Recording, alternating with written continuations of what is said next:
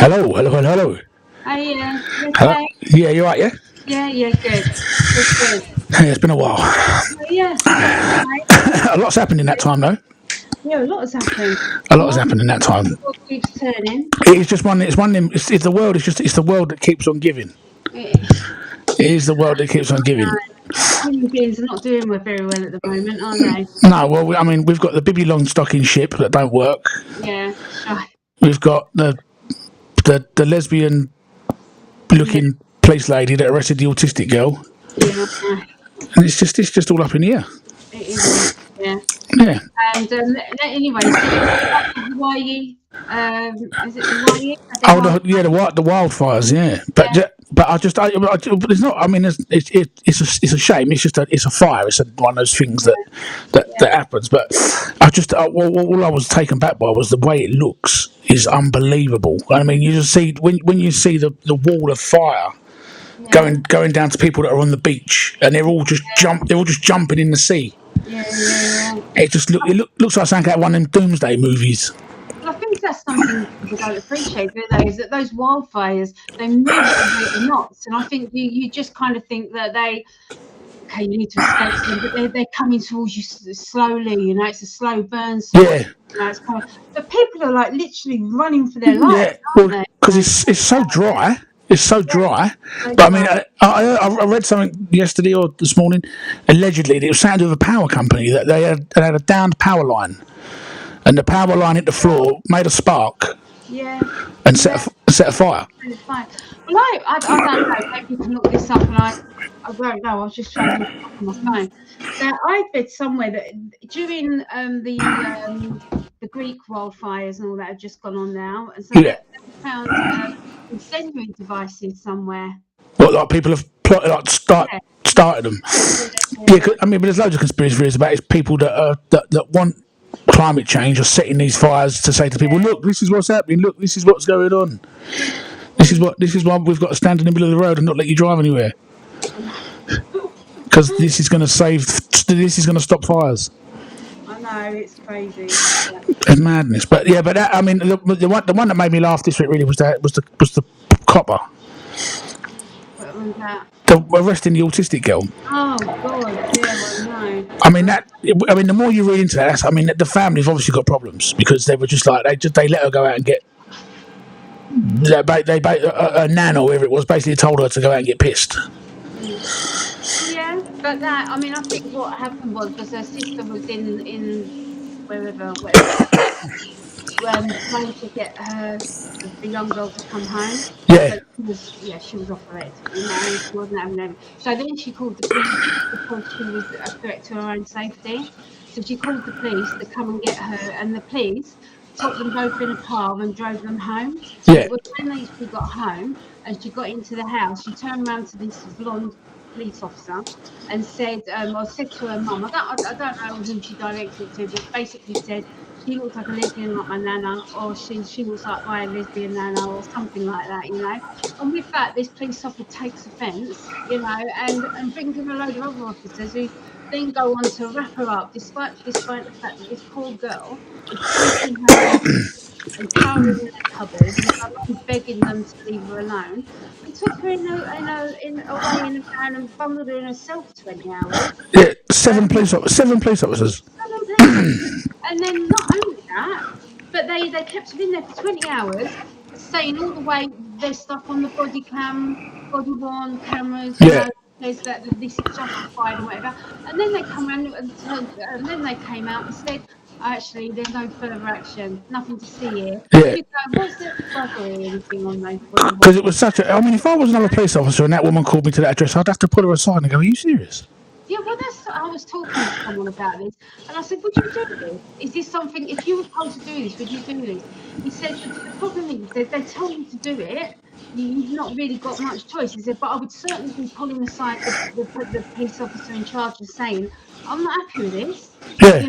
This is wrong. This don't look good. This don't look good at all. This is not only worldwide. Yeah. You've got people in high places all over the world talking about this. Yeah, I've seen a few American podcasts talking about it. Yeah, and then not only that, but the inspector inspector above her had the audacity to come out and say, I think we should feel sorry for this police officer. What? Seriously? Yeah, no. I can't feel sorry for her on that one. No, because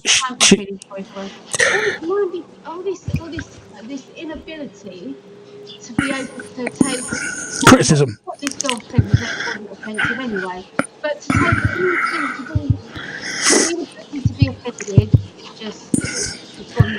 Well, yeah, I just think if the old Bill took offence at everything a drunk person said to him, yeah, there'd be no room anywhere for any criminals because everyone would be in prison. No, that's right, exactly. And especially on top of this, but this comes a week after that Manchester police have been investigated for the way they treat women in custody. I know, and I mean, there's just something is happening in the police all the time, and Stonewall's influence gone mad. Yeah. It's crazy. And these activists have managed to wheedle their way into the highest points of office, wherever, and it's all trickling down. Everything's coming top down. Yeah. And I think these other officers, they're not doing it because they actually think it's the right thing to do. They're doing it because they're scared not to. Yeah. They've been bullied into doing it. Yeah. And it's wrong. I just what worries me is all the things that have come out about the police in the last 2-3 years. You think, imagine all the stuff that goes on that you don't hear about. Yeah. Oh God, yeah. Like the things that don't come out that just get dealt with internally. Yeah, absolutely. And just get washed away. Because I mean, I always thought like the British police, like when you see like these things in America where people are kneeling on people's necks and shooting them unarmed people and whatnot, and you always think, well, you never hear anything like that about. No. And maybe the last 10 years it's been like that here. Yeah.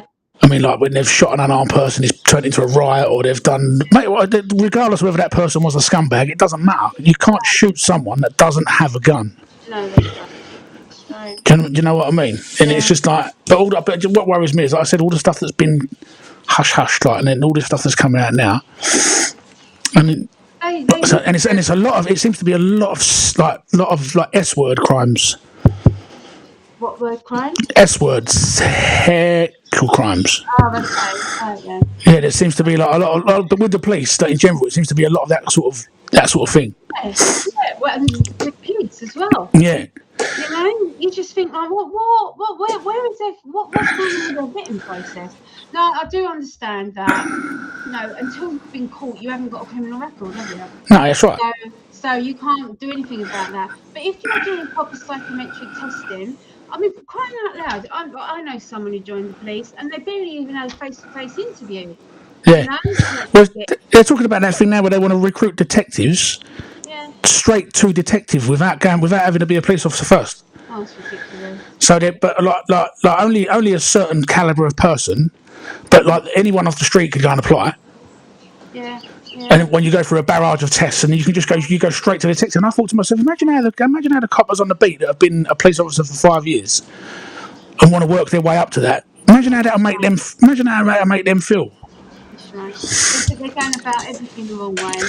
Yeah, and I was watching something the other day, and I reckon it was that crest of the dick that balls everything up. Well, they're certainly.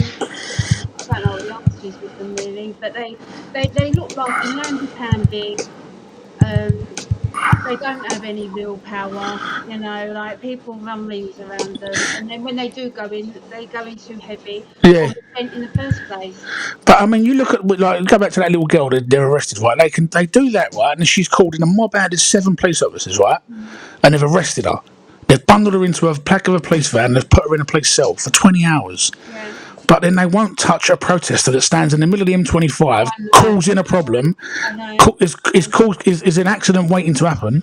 And there were laws from I was listening to a politics programme the other day, and there were already laws for them to remove them off the road. Yeah. They were stuck in a highway. Yeah. Pick them up and move them off the road. Yeah. That's what I mean. If I was saying to someone the other day that I was a police officer, and I said to him, if I just stopped my car in the middle of the lane of the M25 and put the hazards on, within about 20 minutes, someone would be able to move me. Yeah. So if someone goes and lays in the middle lane of the M25, why can't someone come out and remove them? Yeah. I don't understand what the difference is. They remove a broken down car because it's a potential danger. Yeah. But then a person laying in the road is, oh no, we've got to let them protest. It's their right. Right. Yeah, well, protest over there so everyone else can go work. Yeah, that's right. The problem is now you've got activist police officers who agree with these causes and are happy to just let it go because they don't want to get involved. They want to let it happen, despite they know that the law says that's what I'm starting to believe anyway. Yeah, it's a new generation coming through, isn't it? Like that new everything's green. And it's scary, to be honest. Yeah. I mean, I was saying to somebody the other night, I dread to think of the world that we're living in. Yeah, I try not to think about it. It's depressing. I mean, the one thing that protesting lot did the other week that I thought was quite funny was when they put that big black flag over Rishi Sunak's house. Yeah, I mean, it was funny. In Leeds, no, but the only reason, because A, it didn't hurt no one. B, it didn't cut no traffic, and C, that's like when people keep saying, "Well, don't do it, don't protest us, protest the people who make the decisions." Yeah. But you know what was even funnier was when the GB News journalist went and got, I don't know how he did it, but he got inside Greenpeace headquarters. Oh, right. And he went in and then we got his mic out and he's like, so tell us, what do you think about, what about our emissions in the UK and what does that mean in terms of world emissions? And and they hated it. And he went, well, you did this soon now, so I'm here now, I mean. Yeah. It was hilarious. It was really funny. Really I was watching that GB News. I can't remember who it was that was on there, but he was hilarious. He was saying he was ruining one of those what do they call it? Just Stop Oil. Yeah. The spokesperson, whatever it was, and he just wiped the floor of her. She was just, and the things that she was saying. I mean, even a 12-year-old could sit there and go, "Hey, what? Hold on, what did you say?" It makes no sense whatsoever. It make. What is that? There's that GB News. Is that the reporter that's on there? That Dan Wootton. Yeah, he's been done, hasn't he? Well, yeah. I mean, I think it's safe. But show me somebody who hasn't got something in their closet. Yeah, but his boyfriend found all them hard drives taped to the back of a washing machine with all the bits and pieces of that. Yeah, well, let's without sitting past the first stone and all that. Yeah, because I think he was expecting. I've read his Twitter feed. I think he was expecting some sympathy, but there were people saying that there's few people's lives that you've ruined when you was a showbiz editor. There are on Twitter. There aren't many people who actually support GB News. They're all very anti-GB News. Yeah. So, this was on his Twitter account. A statement that he made. I know, but they're there. They're probably there anyway because they don't like GB News. They don't like him. They don't like GB News. Like if you see that stop hateful campaigns or something like that. Stop hateful. I don't know what they're called. But they've been trying to shut GB News down since the day they started. They're like our version of Fox News, aren't they? In America, they're like the Fox News are like quite right wing. I would say Talk is probably more just as much, if not more so. I only watched one program on that Talk TV, and that's that Unexplained with Howard Hughes on a Sunday night. I think he's brilliant. It's all like conspiracies and UFOs, aliens, and shit like that. But yeah, maybe I watch Piers Morgan now and again, but sometimes he can be a bit of a twat. Yeah, I don't mind Piers Morgan, but I don't mind some of the News stuff, but it depends on who's on really. But, have you been taken off of GB News yet? Sorry? Has he been taken off of GB News? Yeah. Oh yeah. Yeah, he's been taken. Yeah, because it's a police investigation now. Okay. Because of what he was doing, not because of what he done, but because it's been weeks and weeks and weeks. More's come out. Yeah. And it's been like he was posing as other people on the internet. Oh, okay. And then like having liaisons with people and then recording it without their permission. Yeah. Okay. And then keeping it as like well, you do this for me and I won't show this to them. Do you know what I mean? Well, he's been a naughty boy. Yeah, but what makes me laugh is I just think these people that are in the public eye, they think they're going to get away with it. I know. It's like what makes you think that you can do that to somebody? Well, first of all, I just think to myself, how could you do that to someone and go home and feel good about yourself? Yeah. I just don't see how you could do that. I mean, but this is what I don't know if you remember, but Piers Morgan himself, I think it was the Daily Mirror, but lots of newspapers were taken to court because they'd been almost like honey trapping people, or getting into people's voicemails. Yeah, I mean, was that the fake shake? They were using that thing, the fake shake, years ago, when they were getting like Years people. ago, they did loads of stuff. I mean, that poor girl that died, Molly Dowler. Oh, Millie Dowler, the one that was murdered. Yeah. Dowler. They hacked into all her voicemails. Yeah, so her mum thought she was alive, didn't she? Because she read the. She was alive. So they of course are responsible for a lot of stuff. And back then, when I don't know how long ago this stuff was with Dan Wootton, but the media was probably a much even more of a dirtier, dingier. Yeah, it was back when he was the editor of the showbiz editor at the Sun. Okay, so it was probably a long time ago. But not that that's a justification. All I'm trying to say is that cultures change, don't they? Yeah. And back then, the culture was probably that's what a lot of them did. I'm not saying you don't have to pay for that. Yeah.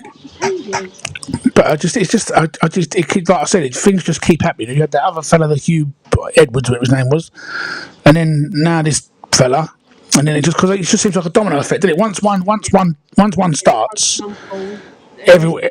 Yeah, it's just bound to happen. It's just inevitable that it's all going to start coming out. And some of it's like some people, when I look at them, I go, oh, I had a feeling that there was something not right about you. But then there's some people you think, no way, not him, like not her or whatever. Do you know what I mean? Yeah. And so I know that like I was following that thing with Kevin Spacey, the actor. Yeah. And for some reason, I just thought in my head, right, he's guilty as sin. Yeah. Like, I don't know why, but I was listening to interviews that he'd done, and I just thought to myself, it just seems creepy. Yeah. He was found innocent in America, and now he's been found innocent in the UK. Yeah, so there's nothing you can do. Yeah. There's nothing you can do, right? It's like innocent, right? So yeah. That's it. But yeah, it's just some people I just think, oh, nah, there's something about you. It's something about you. Yeah. Don't quite. Yeah, and then you're wrong. You think, shit. No, not a very good judge of character. But so yeah, and then like I know we're jumping about subjects, but I was thinking about what do you think about this thing with the barge? I don't know. Yeah. I mean, I'm the government, I mean, why wouldn't you check that sort of stuff out before you put anybody on there? What I like about the barge and the Miranda policy is that I would hope that they would serve as a deterrent, so people would come over and think, well, I don't know, maybe I don't know if I'm going to Miranda, ending up on a barge, or given asylum. I don't know. Yeah. That's what I would have hoped from them, really. But it's clearly not going to work. No, I mean, the one thing I was surprised about the Rwanda thing is I think that people that are genuinely fleeing, like, I don't mean economic migrants, I mean like people who are genuinely fleeing like threats to their life or whatever. But I mean, when you send them to, where is it? What's the country? Rwanda. But I mean, it's a dictatorship. Yeah. That's not a democracy. So basically, like they're leaving one pan of boiling oil and jumping straight into another. Because I mean, I was reading about it the other day about Rwanda, and they're trying to dress it up. Yeah. It's like, it's a lovely place, it's lovely, but when you read about what's going on there, it's really, really not a nice place to be. No. It's really not. But something has to happen. I mean, what would you do?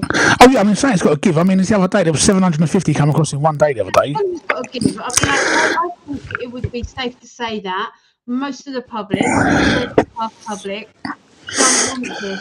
No, we're just getting fed up with it. But the reason people are getting fed up is because, well, I don't know why it takes England or the UK so long to process a single person. In France, they get processed within 6 months with an answer, yes or no. Yeah. You can stay, you can go. Yeah.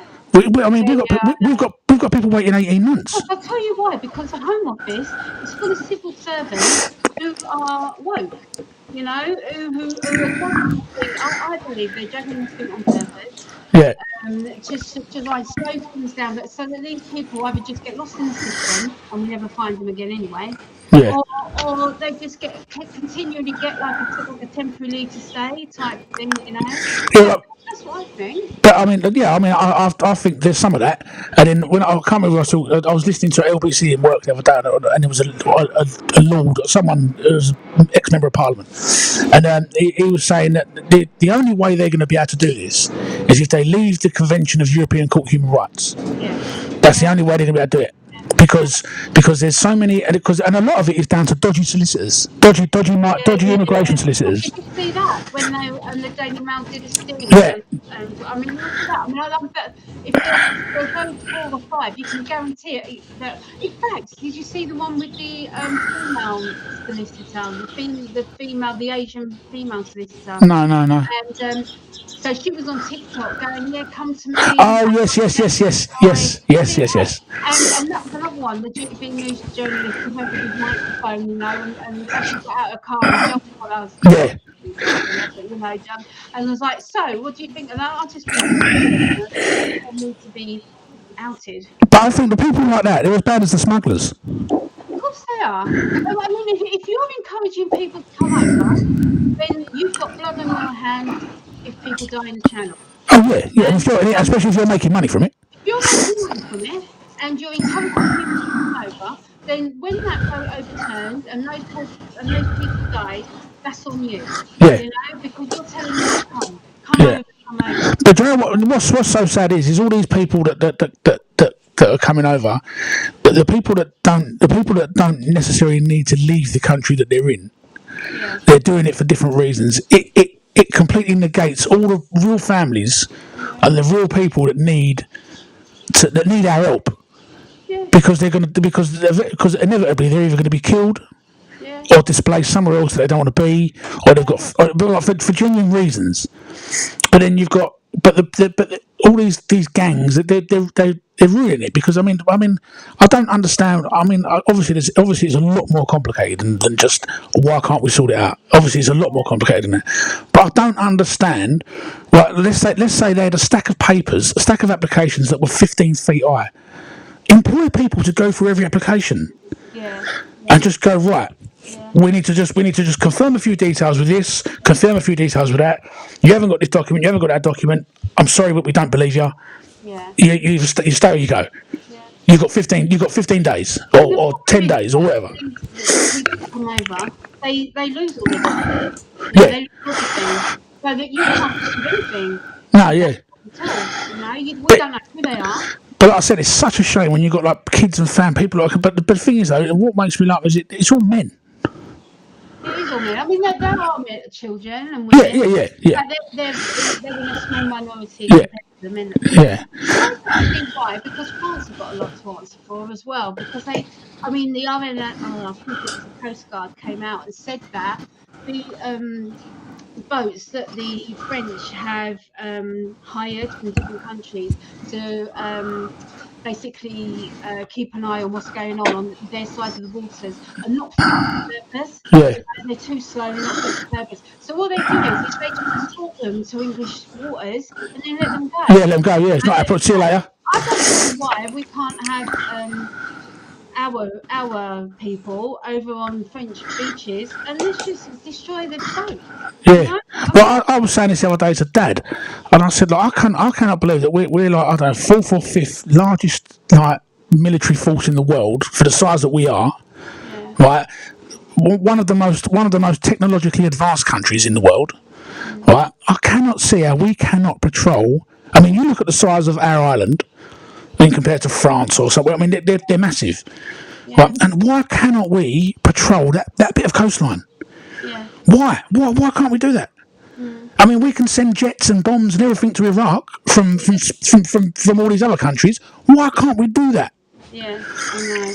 It doesn't make sense. Why can't we have a helicopter? Right? No, I don't mean constantly flying, but it passes up and down this known route that these people take. Spotlights on and a few boats out. Obviously, you can't have boats. I understand you can't have boats out there when there's 10-foot wakes and it's pissing down with rain and thunder and lightning. But I mean, the summertime is the time that they're all coming. Well, this is thing. This is why that boat turned over, because France, they knew that boat was leaving the shore because they escorted it to almost out to English waters, you know. Yeah. But the sea was far too dangerous for it to be on, really. Yeah, but the channel is always like that, though. The channel's choppy. So, I mean, what does that say to you about how the French feel? They're not bothered. No, yeah. You know, they're not in there. But you ask anybody, right? You say to people, what when these like it's like Nick Ferrari, do you know Nick Ferrari from LBC? Right, he was having an argument on the radio with someone about it the other day. Someone that called in, and they were talking about the people that are coming from certain countries, and he said like about Albanians, and then the caller said, yeah, but they're coming here, but he said, and they're coming here in their droves, but like Nick Ferrari said, he said, but what are they running from? There's no war in Albania. No. There's no persecution. It's not a dictatorship. No. What are they running from? I know. Well, Albania is one of the probably is it the only country that the UK has got an agreement with, so that when Albanians land, they can fly them straight back to Albania. Yeah. Well, yeah, we've got that. You know, we've got that because there's so many Albanians in British prisons. Yeah, right. Because they're not, you can't. They're not all Albanians, but there's quite a high criminal fraternity thing going on with Albania. Yeah, there's an underground element to it. I mean, it's just it's a historical thing. Yeah. It's just a historical thing. It's the same with East London and gangsters. It's the same with do you know what I mean? Like New York, the New York mob and Italian mafia. It's just a historical thing. Yeah. Do you know what I mean? Because places like Soho, places like that, they're run rife with them gangs. That you one side of the street you've got the Albanians, one side of the street you've got the Chinese, one side of the street you've got the Yakuza, the Japanese, and they're everywhere. But they're the people that are bringing in all these other people. These are the snakeheads. These are the people that are organising this. Do you know what I mean? I mean, Turkey at the moment. Turkey's got a massive problem with probably bigger than what we've got. Yeah. Yeah. And they're sending a lot of people back, but their situation at the moment is a lot worse than what ours is. Yeah. But ours is heading that way. I mean, soon we're going to top 100,000. Yeah, that's right. But it's not just the fact they're coming in as well. It's the fact we just haven't got the infrastructure. We just haven't got the means to look after these people. That's true. So the infrastructure needs to be built, the space, and all that, right? But what upsets me more is that I don't see that we can't do what countries like America do.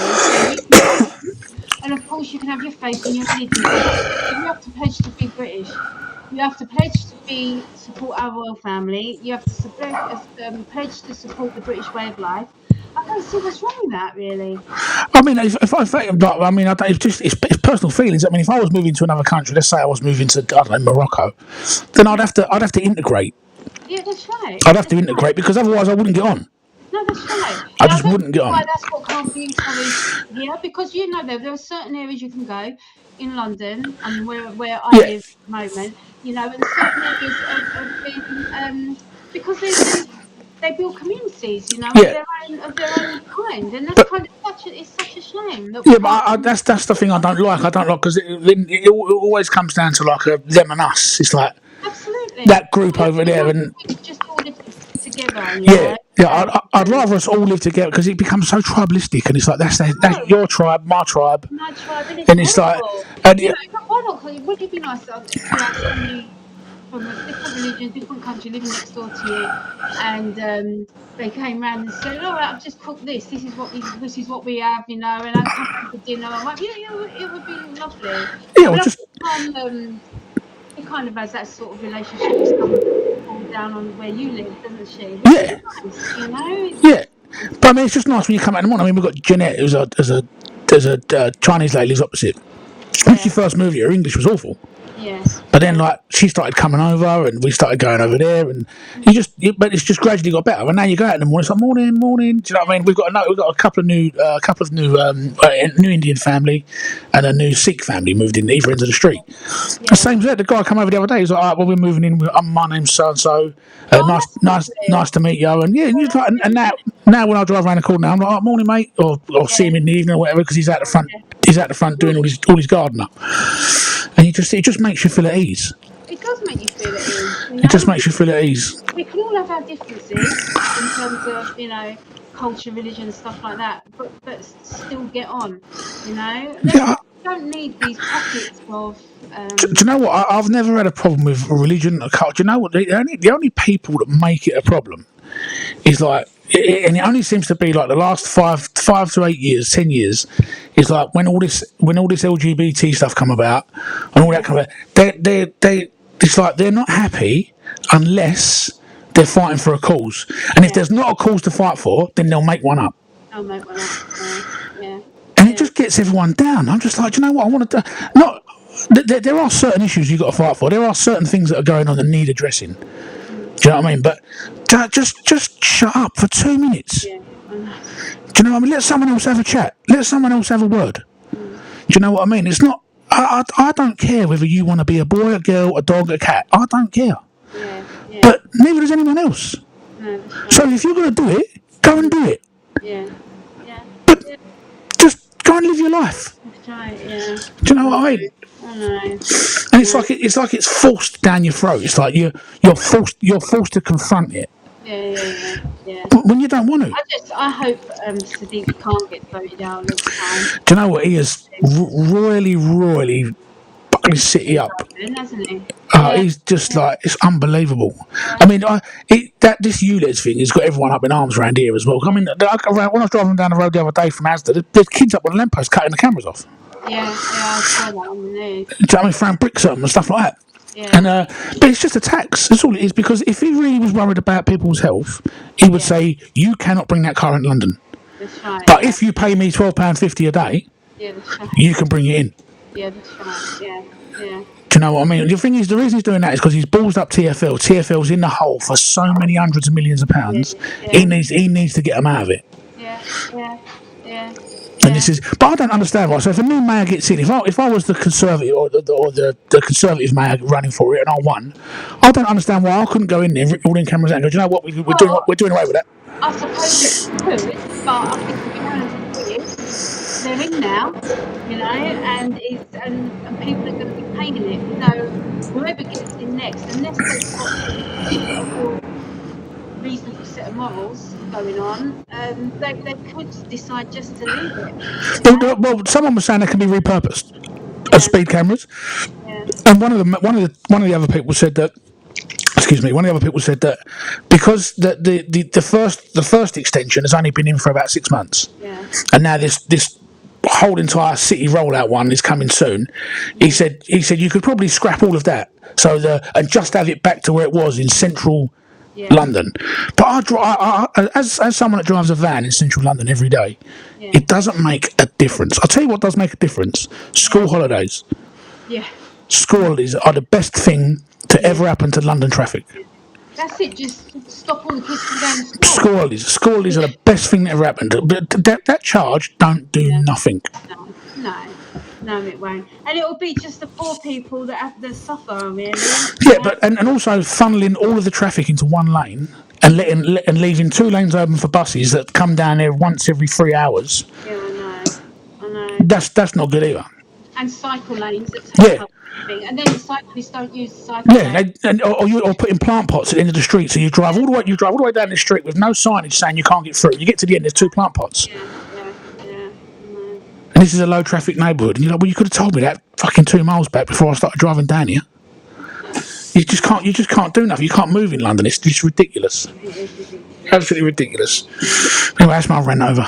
Anyway, I think that's enough. Yeah. So, anyway, good chat. Yeah, good chat. Good catch up. So, I'll see you next week, hopefully with the problem.